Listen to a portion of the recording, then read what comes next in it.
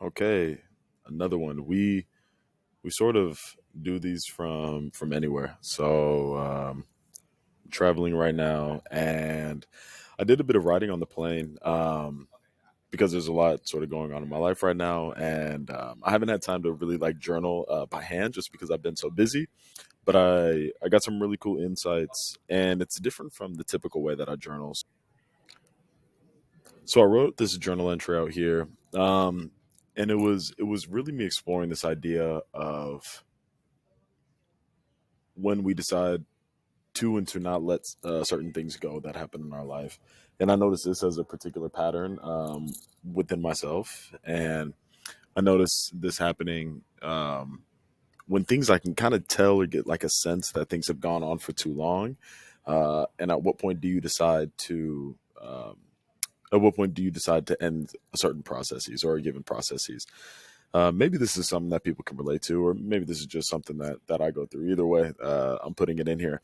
I'm not really sure what to expect from this or from this reaction, but or not reaction. I'm sorry, from this entry, but we'll see. So let's analyze.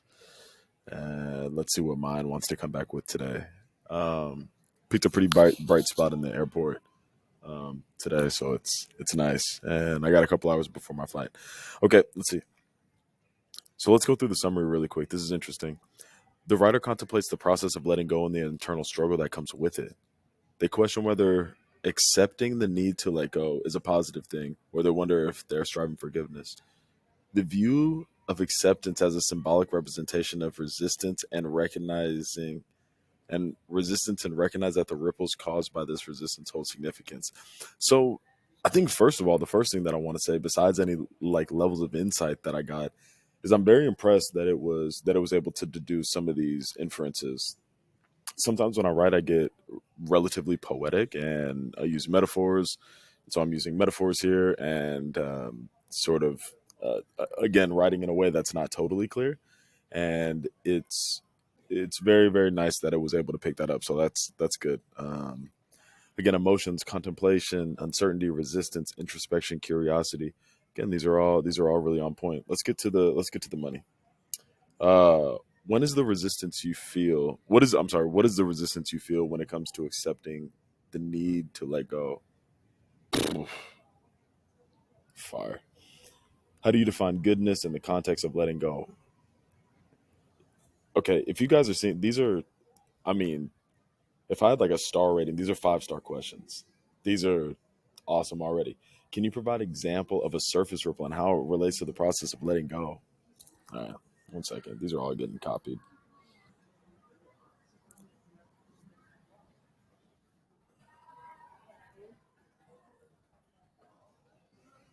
What is the resistance that you feel when it comes? I don't even know if I can answer that one right now. How do you define goodness in the context of letting go? Let's go back up to the original entry. Okay, so I think I'm exploring the idea that as like insights come up from like my sort of subconscious, or as insights come up from inside me about whether I should accept this new idea or push it away. It seems to me that I'm attributing some idea of acceptance as good, right? So it's sort of, at least in the popular culture that I see and I experience, it's sort of it's relatively common to say that acceptance is good. One should accept. And I'm a bit hesitant to accept things like that. Again, this is just me personally, just because I'm not totally convinced of that. And so I guess that's what I'm reflecting on here is that, should I always consider acceptance as good? Um, and am I trying to optimize for good? Ultimately, the acceptance or lack thereof is an action towards good. Oh, I'm sorry. That should say is not an action towards goodness. Is not an action towards goodness, but rather a symbol of some resistance. It's a surface ripple. How do you define goodness in the context of letting go?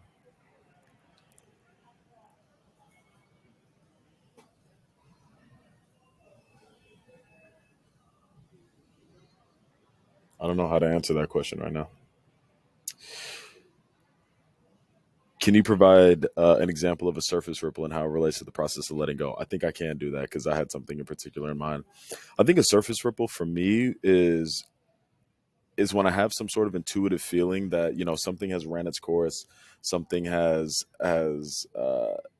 completed whatever I'm looking for to complete within my life or within some process, but I still, for whatever reason, I can't relinquish that thing. I feel some some unconscious urge to like hold on to that thing, to continue to run that processes. And maybe this is comfort, maybe this is insecurity. This could be a lot of things, but I think a surface ripple and how it relates to the process of letting go is a surface ripple would be, in my experience, um, it reaching a threshold where that thing in your life are no longer in alignment to the point where it just snaps. Like things just start breaking, and it becomes so obvious that to ignore it any further would be, ignorant at best. And so I think I would that would be an example of a surface ripple, and a pretty specific example from one that I had in mind as it related to this entry.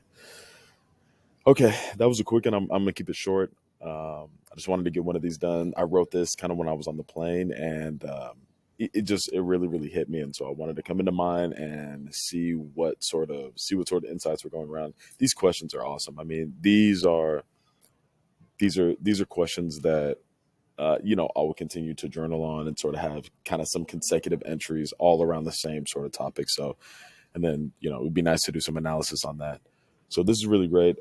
Again, full transparency. Bobby Davis. I work for the Mind team. We build this product. We love this product. If you have feedback, of course, down here at the bottom, leave feedback or report a bug if anything breaks. Otherwise, leave comments, reach out to us. We love having conversations about this. Thanks, y'all. Peace.